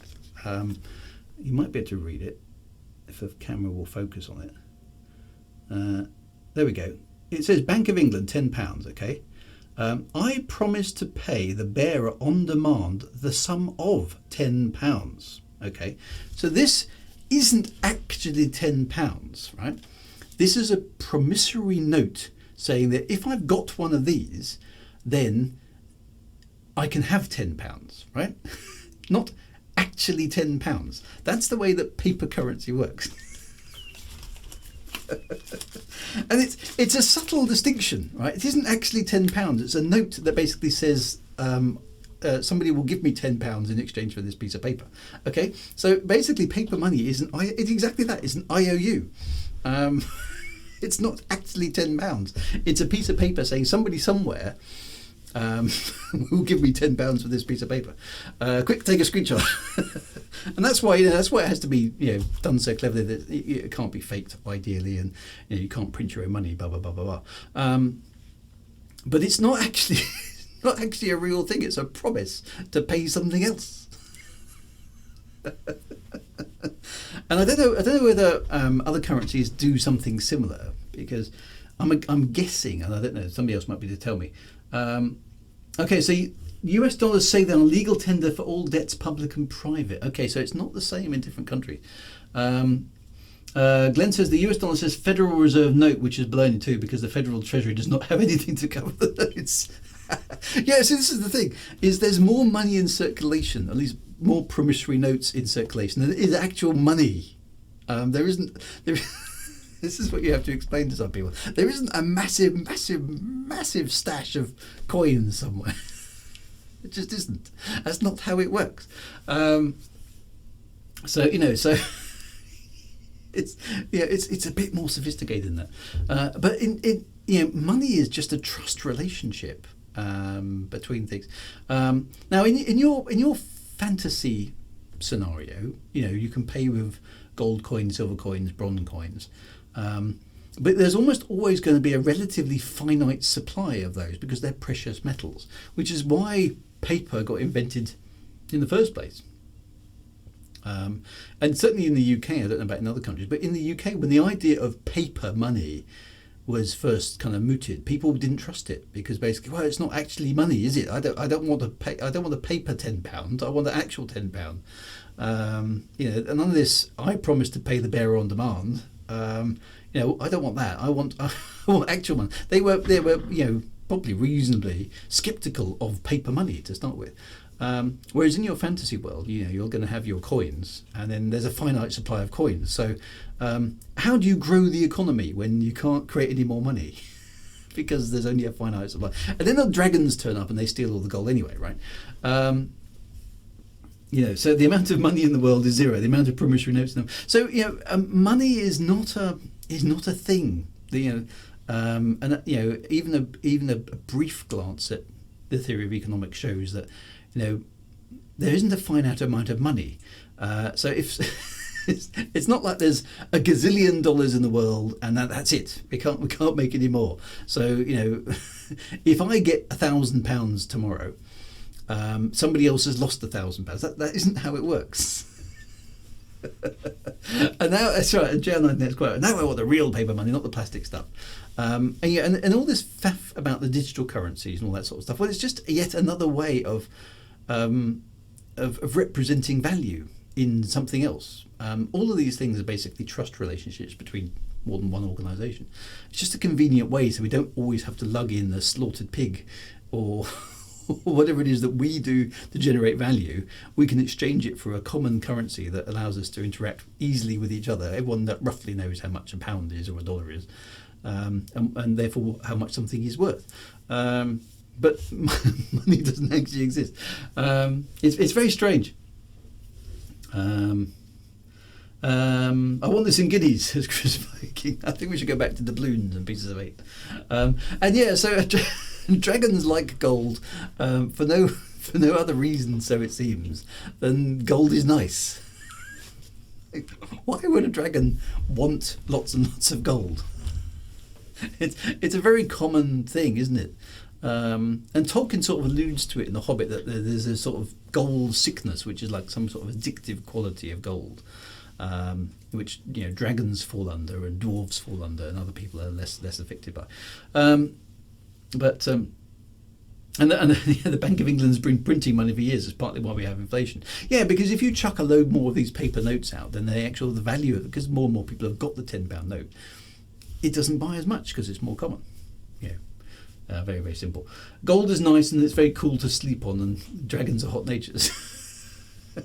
Well, actually, gold is a good conductor, isn't it? So maybe you're right. Maybe dragons just like gold for its conductive properties. It's the best conductor, so they get jolly hot and it conducts all the heat away quite. So it's basically, if we could invent excellent cooling systems for dragons, maybe they basically go, no, that gold, not interested now, I want aircon. I can see a really good comedy series, a comedy fantasy series, by basically taking apart the tropes. There's a brilliant one. I'm just trying to remember which book it's in, with dragons and gold. Basically, there's this village. I can't remember. I need to. It'll come to me. I'll have to post it up later on. But there's this business where the dragons basically keep, coming down, raiding the farms and the villages for sheep and livestock, and occasionally, obviously, carrying off a fair maiden, just because why not? Obviously the villagers are basically shooting back at the dragon, trying to slay the dragon, and sometimes they manage to slay the dragon, but more often than not, they just lose a lot of sheep. Until basically, and this goes on for presumably millennia, until one day one of the dragons is caught by one of the villagers, and they have this conversation that basically goes like this: "They say, okay, well, why do you keep stealing our sheep?" So, well, and the dragon basically said, "Well, no, I'm hungry, so I'll eat the sheep," and the villager goes, "Well, yeah, but we could give you some sheep, on a regular basis. You wouldn't have to come and steal the sheep. We could, what we do as villagers is we we effectively farm sheep. Okay, that's what we do, and we eat them as well. It's good for us. But we could set aside a portion of our sheep for you, Mr. Dragon." And the dragon kind of looks at him sideways. Okay, well, what's in it for you? What's okay? That's fair enough. What's in it for me then? What's in it for you guys? And they said, well, if you would stop burning down all our houses, because we're spending an awful lot of time in our village, rebuilding our villages every time you come and set fire to them, we could put all that time and energy into farming more sheep, and we'd give you more sheep as a result. And the dragon goes, okay, and says the villager, it says, we have furnaces in our village where we make we make horses' shoes, and we make other things, and we make swords for the soldiers who are battling other people trying to take our stuff. Every so often having a dragon along just to get the fires started would be a really handy thing. So if you could see your way clear to maybe starting our furnaces every so often, that would be great, and we'll pay you in sheep. How does that sound? And the dragon basically goes, so you wouldn't be shooting at me anymore? No. You can have your complete quota of sheep. All we need is you don't burn our village down and occasionally start a fire in a controlled fashion for us in a forge. And the dragon goes, you know what? That sounds like a great deal. Let's do that. And a new era was born. It's just really well written. It's basically the dragon and the human see sense, and it becomes a compatible relationship. So there we go. Happy Moon Monday says paper money. Let's go back on the chat for a bit. Paper money is still a liability on the Bank of England's balance sheet. It's a fraction of the assets on the bank's balance sheet. Ultimately, all fiat currencies are underpinned by the relevant governments and are guaranteed by that government's ability to utilise the hard work of a country's workforce to pay the debt. Exactly. Very good point. Very well summarised. Gold is also non-reactive, so the dragons don't worry about their beds rusting. In Barbara Hambly's Dragon's Bane series, dragons love gold because dragon magic resonates with it to produce a narcotic-like effect that dragons easily become addicted to. Okay, well that sort of makes sense. Some dragons manage to break this addiction, however, and Dragonology explains that dragons hoard treasure to use armour for the soft underbelly. Yeah, so they sort of stick bits of things into it. So dragons slept on brass and they started turning green. Verdigris dragons, yeah. Imagine coming into the castle and seeing the dragon cutting lines of gold. I just need a taste, man. Isn't that Dragon Kingdom? It could be, yeah. And people trying to keep getting better aircon for their respective dragons. They go, my dragon's cooler than your dragon. Dear. And then the villager asks the dragon, have you got any gold to pay for these sheep? Yeah, that's right. Cut out the middleman, yeah. And then they all lived happily ever after. What about pay rises? And would the dragon have well, I mean, dragons are usually pretty smart, it would seem, isn't it, from the literature. They're quite clever things. Now, you see, we put the location of the sheep on a piece of paper on the blockchain, and we gave you a receipt to say you own the sheep. It's worth a lot more because you'll be the only one with the concept of sheep, dragon. But to go on, yeah. Yes, and then you could sort of pay the dragons in how many dragon teeth for a sheep and all that sort of stuff. It starts getting all bits of it. But yeah, people would try to come to an understanding. I mean, you can't just keep having your village burnt down until you either move away from the area or try and strike up some kind of accord with the dragon. Assuming the dragon is one of those magical dragons who can somehow understand human speech. I promise to pay the bearer of this note non-sheep token. Non-sheepable tokens. So dragons are an interesting special case, I feel. That does bring me on to the other sort of aspect of fantasy things. Is we have there are very, very strong fantasy tropes a lot of the time. So you have elves who basically spend all their time, dancing about the woodlands, singing songs. And you have dwarves who spend all their time underground with axes and just mine stuff. And you have sort of barbarians who basically just charge around killing people. You have wizards who are obviously doing magic. You have dragons who hoard gold. And the only ones who are a bit generic are sort of the men, and I use it in a wider context rather than just male. But men are they're quite generic in fantasy, aren't they? They're not particularly special. Elves, dwarves, goblins, dragons, and things all have special abilities where men don't seem to have them. So elves basically live forever. Dwarves are super strong and they live quite a long time. Orcs are just unpleasant and nice, and wizards tend to live a long time as well, but they can cast magic spells, and dragons obviously can fly and breathe fire and stuff. Whereas men, they're just we're just men living in this weird fantasy realm. So it's quite hard to break away from those sort of things. So I think the moment you use an elf in a fantasy story, it comes with such a loaded set of imagery, doesn't it, for you as a writer to go basically, well, everyone knows what an elf is because of Tolkien. So unless you're going to invent an entirely different set of races for your fantasy novel, in which case you've then got to go and explain what they are, it's difficult. It's difficult. The race of men are selfish. Yeah, they're always weak or selfish or frowned upon. They're sort of looked down upon by all the other races in fantasy realms, aren't they? Despite the fact that actually they're the survivors and the ingenious ones who actually make some progress in the world. You never see elves just wanting a career as a dentist. Just wanted to bake cookies. Humans always seem to get the short end. Yeah, you guys.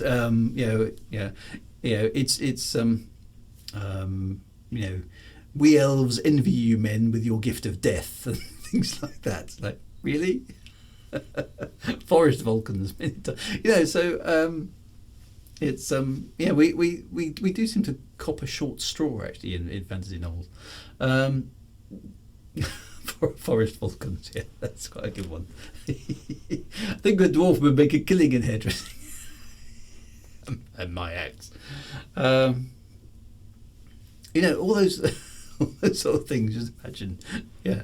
And even in contemporary scenarios, you find, let's say things like Harry Potter, you find all the magical creatures doing, it's almost actually, oddly enough, in Harry Potter, it's almost the other way around, isn't it? Whereas in the wizarding world, the humans seem to be pretty much in charge of everything, with all the magical creatures sort of playing a bit second fiddle. So you've got the poor goblins in the bank, and they seem to be, basically the greedy goblins run the bank, Gringotts or whatever it's called. And then some of the other magical creatures are basically slaves, aren't they? Things like what's the little annoying one? With the sock, Dobby the house elf. He's he's subservient to his master. And most of the other magical creatures in the Harry Potter universe seem to be subservient to the human magical population, who basically go about organising things in a very sort of old-fashioned kind of bureaucratic kind of a way. So it's. I think, Haunted Lake, you're right. The humans don't excel at anything, but we're a bit more adaptable. We can cope with it. So I know it's So stereotyping of races is very good. It is, isn't it? It is, and it's. I don't know if any. I mean, there's probably some slightly more progressive writers that have sort of dealt with it. I mean, what about situation where you have an ugly elf, for example, for whatever reason, or an elf who basically. Doesn't like singing or prancing around in the forest. What happens to that elf? That would be quite an interesting story. Or the dragon who doesn't like gold, or the dwarf who doesn't like dark places underground. Things like that. I think Harry Potter missed an opportunity at this train station with a Muggle kid watching them run through the wall and then runs after them, just slams into the wall. Yeah, things like that would be quite funny. So if you write a comic fantasy, you can get away with a lot more. Comic fantasy is a bit more fun like that. Shadowrun elves were most like other fantasy creatures, quite sort of beggarish. Yeah, so dragon that's allergic to gold. Those things would be fun to try, wouldn't they? I think so. So fantasy, I think. And having written a couple of fantasy novels, I've yet to write a fantasy novel that is my own world building, and I don't know how I would approach it, because I would probably try to be quite analytical and set it in a, if you like, a working world, in the sense that it's got some history and it's got some future directions to where things are going, so that the story takes place in a certain point in time with certain types of technology or certain types of magic and certain types of scenario. One of my biggest beefs with fantasy worlds is that they stay static when they just can't be staying static, because things change. I suppose change can be resisted by the environmental things as well, but things don't stay static forever, and in some fantasy realms it seems they stay static for a very, very, very long time. Rather implausibly, but there we go. Coming soon, Dru-ids Magewood Saga. That could be fun. I remember, Chris says, I remember working on a novel project which included the Demon Lord who was starting to doubt the rightness of his actions. I suppose that touches on the other one, isn't it? The concepts of good and evil. In a lot of stories, we're not given we're given a very, very firm view that somebody is evil. In Lord of the Rings, for example, Sauron is irredeemably evil. He just desires the destruction of everything.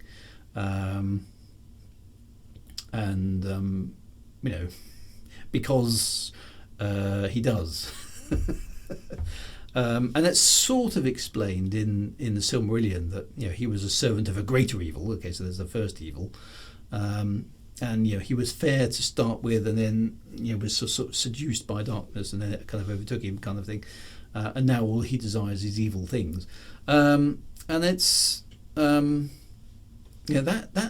again is a bit of a problem, because if you're insane, then maybe you could be completely evil.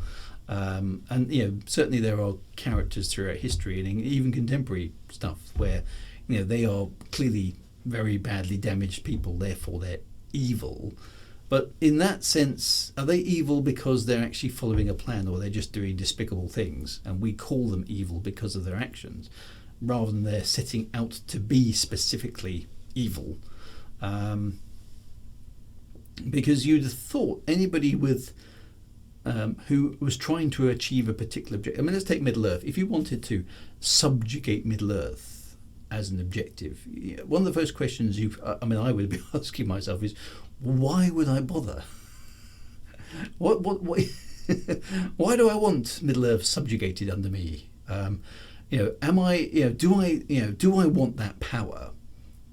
In which case, what's it going to serve? Why would I want to destroy everything? I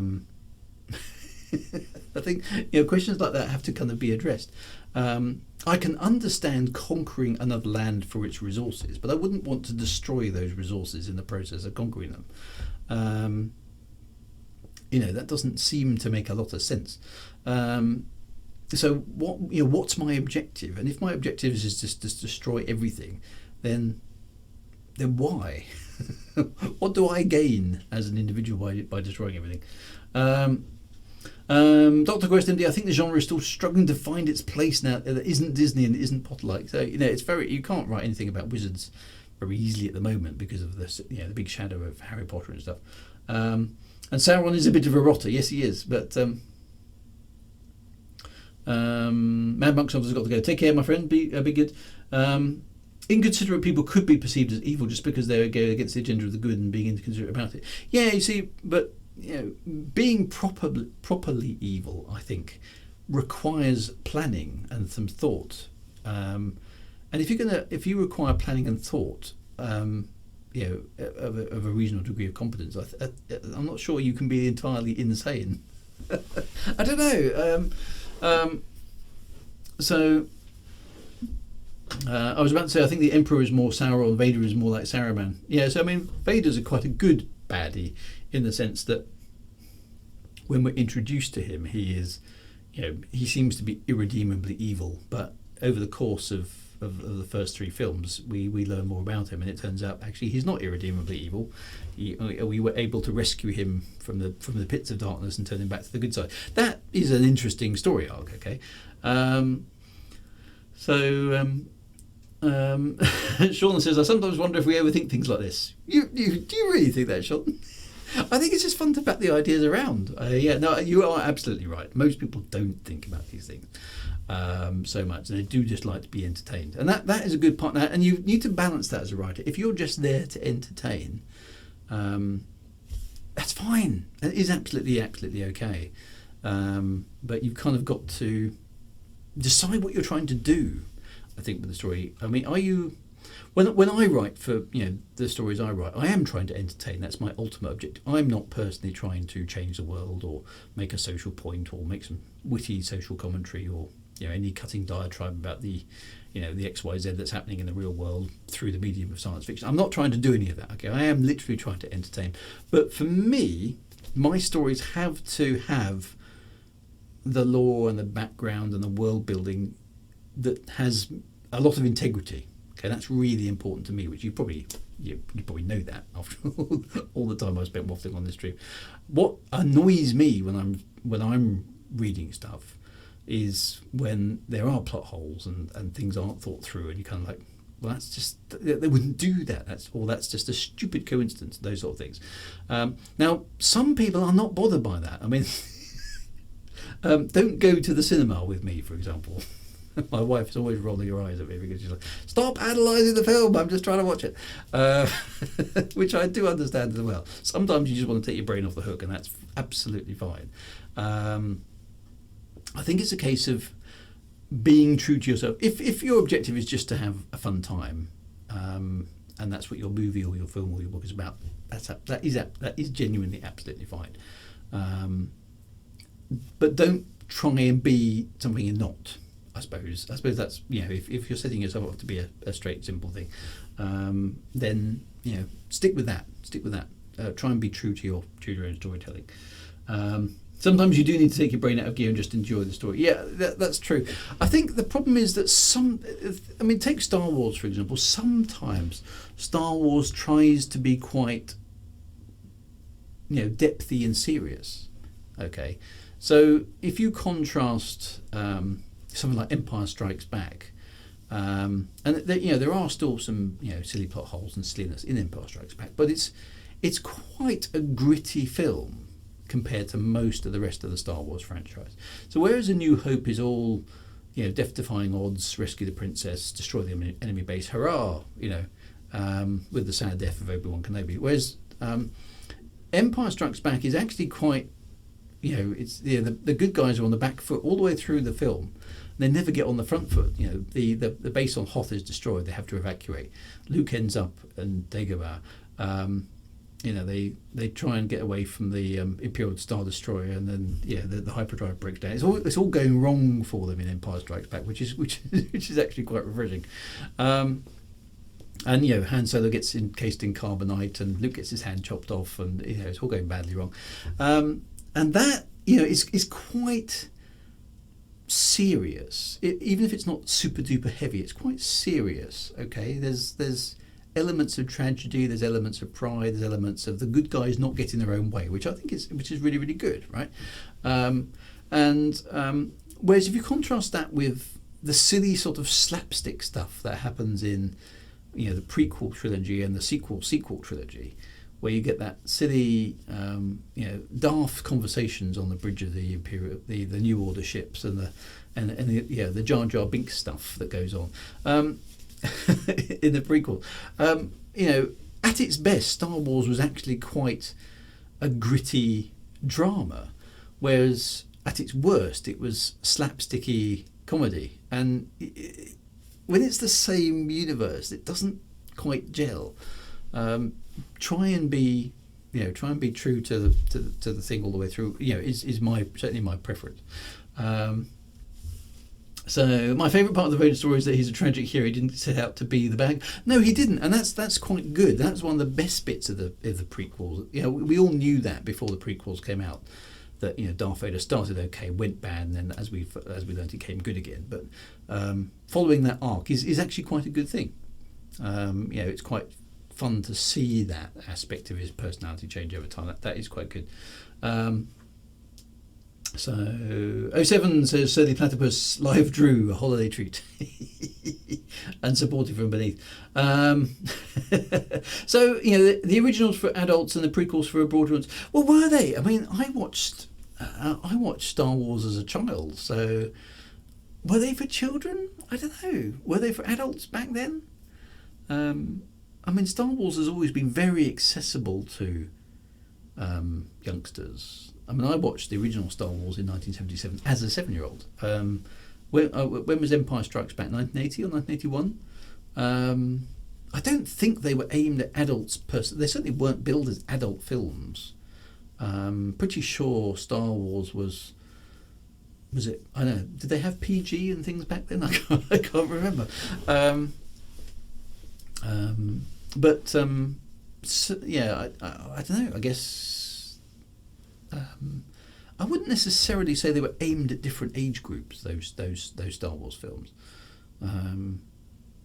but and there's for example, in the original Star Wars, there's Obi-Wan Kenobi cuts off somebody's arm in the cantina, doesn't he? With the "I'm wanted in 5-star systems," and obviously in the original in the first prequel in the other guy gets Obi-Wan Qui-Gon Jinn gets killed, and then the other guy gets chopped in half. So there's a bit of violence, sort of lightsabery violence. It was 1980. There we are for Empire Strikes Back. So I'm still pretty young when I see that. I'm 10 when the Empire Strikes Back comes out. So the old movies are hard to watch for some younger ones because of the slow story development and long cutlass scenes. Yeah. So. And Jay, I think I rather enjoy the political intrigue of the prequel. So there's quite a lot of politics, So in the first film, with the Trade Federation and the blockade of the planet, those are, even if the film isn't all that adult, some of the concepts that are in the lore around the film are quite adult. I mean, expecting somebody at the age of 7 to understand what a blockade is and an imperial embargo of a trade federation, sort of stuff is like, you sure that's not quite normally what you'd pitch at 7-year-old? So I don't know quite what age group Star Wars is pitched at.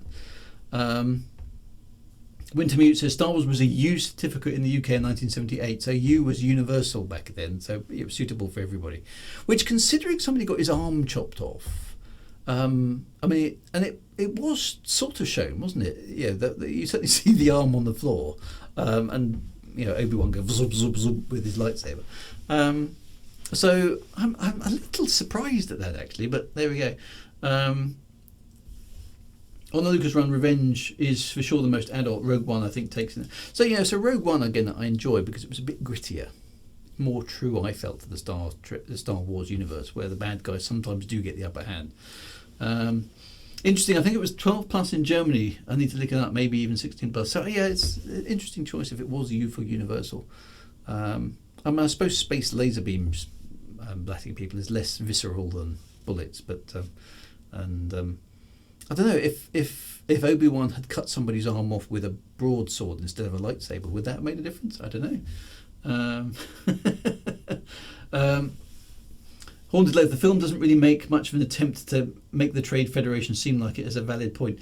And Anakin does slaughter a whole room of children. Yeah, that's a good point. All the younglings. I mean, it happens off screen, doesn't it? But he does in the canon. He does slaughter a bunch of children. And also the Tusken Raiders. I mean, he kills them. He kills the men, the women, and the children there, doesn't he? So yeah, interesting choices. So I don't know. I don't quite know where I was going with that anyway. But I think it's pitch your pitch your story at a particular point and try and keep it there.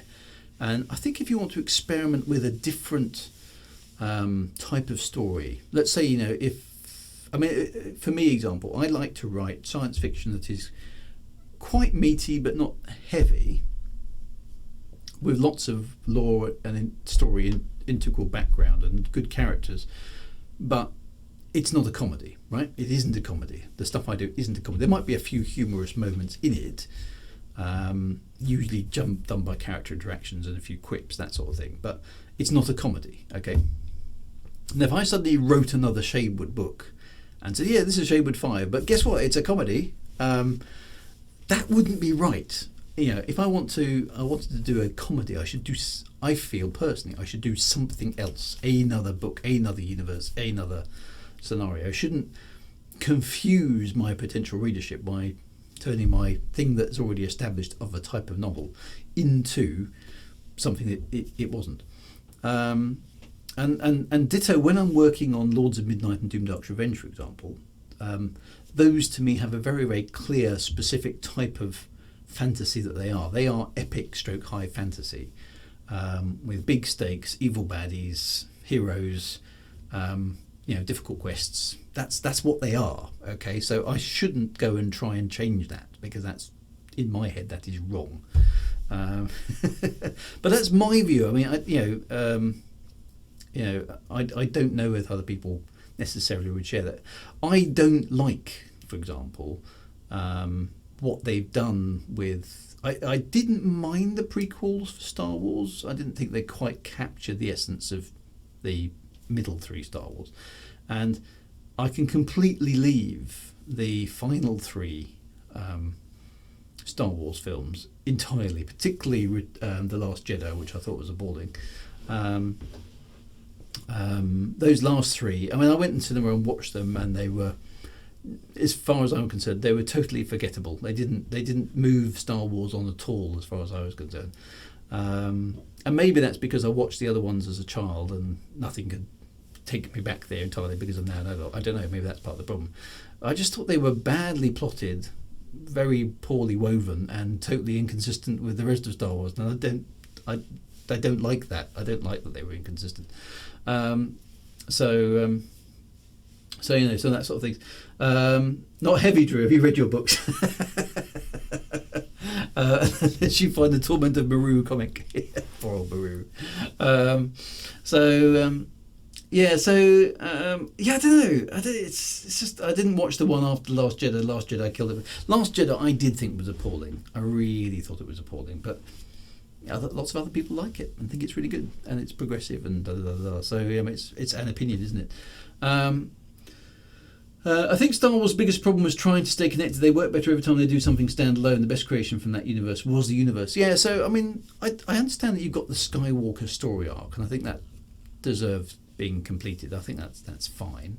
I thought the really weak bits were, one, bringing Palpatine back, because that kind of made, in my head, that made Darth Vader's sacrifice in the end of Return of the Jedi totally and utterly pointless, because it turned out that somehow, either by cloning or some other magical mechanism, Palpatine hadn't been destroyed in the destruction of the Death Star, which is kind of like, how did he manage that?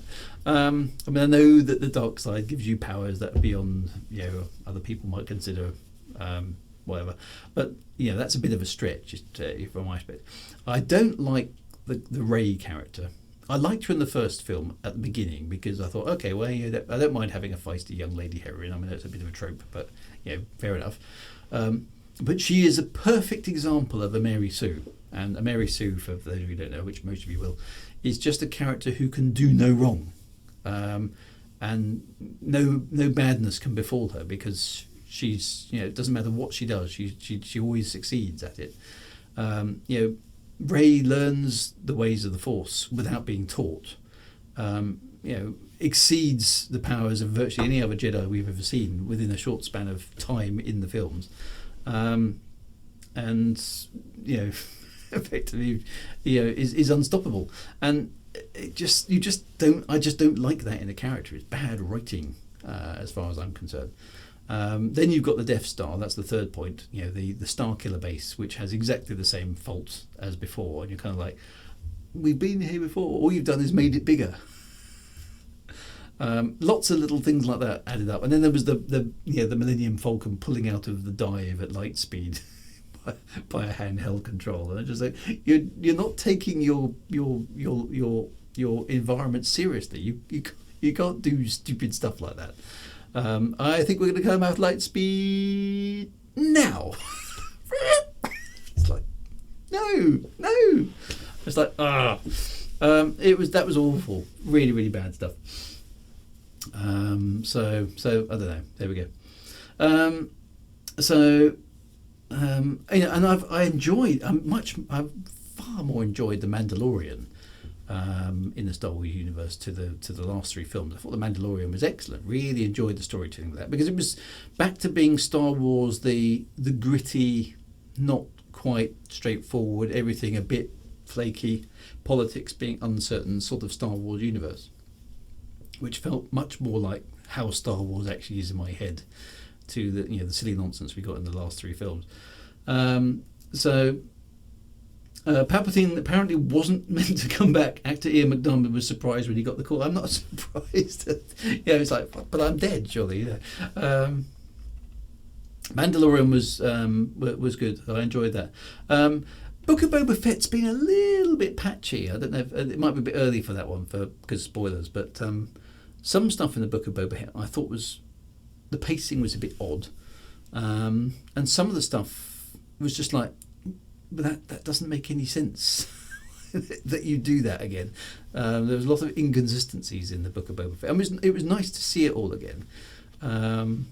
So I don't know how good we are in terms of spoilers. Chris will tell me off if I say too much about something he hasn't watched. And all that sort of stuff. And next to the Death Star base was the fact that the introduction of Kylo Ren. He casually stopped time on the battlefield, and 60 minutes later he cannot handle a deserted stormtrooper that held a lightsaber. Yeah, so that stuff's just silly. He can hold a plasma bolt or whatever it is that comes out of those blasters in the air and then let it go, and he can't deal with just an ordinary guy. That's when your world building is being abused for the purposes of just moving the plot around, and that's bad writing again. That's bad design. And the writer really wrote the line, "Somehow Palpatine returned." Let's just have some magic. It's not good stuff. So I like the Old West approach, and I think they should do more stuff like that and apply different genres to the universe. I'd like a good noir mystery in the Star Wars. Yeah, that would be quite good fun. I can understand a bit because Palpatine's master Darth Plagueis was obsessed with conquering death, but nothing of this was communicated in the movie. And that's the problem. You got the impression, and I'm pretty sure I'm right, that the three last movies weren't really hooked together in the lore at all. Because you've got the whole mystique about who Rey's parents were being built up in the first film, and also of who's the other guy who got killed for no obvious reason. Who's the kind of top evil dude in the Force Awakens? I can't remember his name. He's so insignificant a character to me now that I can't remember his name. Who's the bad guy? Who's talking to Kylo Ren? No, not Kylo Ren. No, the other one, the deformed one. Snoke. Yeah, Snoke. There we go. So I can remember his name. Snook or Snoke. He's built up as this big new baddie, and you're thinking, okay, well, he's kind of taken over the mantle of the greatest, darkest power. And oh no, how he's dead. Why would you do that? Why would you build a character up to be consequential and then just kill him off for no obvious reason? It's just odd writing, and to me, it just smacked of actually we haven't thought about this, we're winging it. That sort of stuff. Unrelated to Star Wars, and we just finished watching Around the World in 80 Days that was done recently with David Tennant as Phileas Fogg, and felt it was a lot of fun and great. I haven't seen that yet. I've got to add that. Is that on Disney or is that Netflix or something like that? It was just a puppet Palpatine. Yeah, so I don't know. Snoke was just like, why was he there? What did he do? Nothing. He just there to get killed, and it's like, well, that was very unsatisfying. And then Rey's whole situation being, actually, your parents were nobody. It doesn't matter. Okay. So, and David Tennant is a good actor. Yes, he's a lot of fun to watch. But anyway, there we go. So anyway, so I don't know if we've achieved anything. All I can say again is, if depending on what you're writing, if you're just writing for fun and you're just writing to entertain people, then maybe the plot holes don't matter so much. I mean, Star Wars has been fantastically successful regardless of my critique. All right. So who am I to critique? But give it some thought as to what you're trying to do. Particularly from my perspective, I like my lore to make, because I like to dig into the lore. I like to go, oh, okay, so one of those is one of those, and that's why you couldn't use that, and that sort of thing. All that sort of stuff. Planning things out can give a great deal of satisfaction to your reader, and that's certainly what I try and do. So there we go. Haunted Love says they weren't written as one continuous story. So, and it shows. It really shows. It's like when you have a TV series of one series, and then they go, yeah, that was really good, do another series.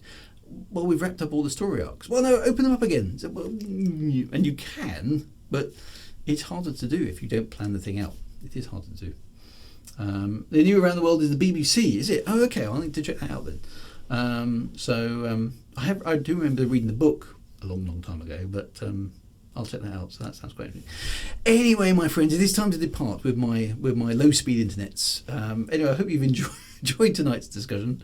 Got something out of it. Thank you very much for tuning in. I do appreciate it. Anybody here who's welcome and lurking in the chat, or not lurking in the chat, or lurking who's not in the chat, that's probably most accurate. Hello as well. Good to have you on board. So keep writing on, my friends. Be good. Keep writing. That's what we do. So have yourselves a lovely week ahead. I shall see you on Thursday for some No Man's Sky. Friday for some Star Citizen and the Great Adventures of Wing Commander. Actually, I've got a feeling I won't be doing it this Saturday. So early warning that the Saturday stream will be off, I'm afraid, because I'm going to a place with my son called Caffeine and Machine, which is somewhere up near Birmingham, which is something to do with cars, and I'm not quite sure what it's all about yet, but I'll find out about it later in the week. Take care, my friends. Be good. See you on Thursday. Have a great week ahead. Take care, my friends. Bye-bye now.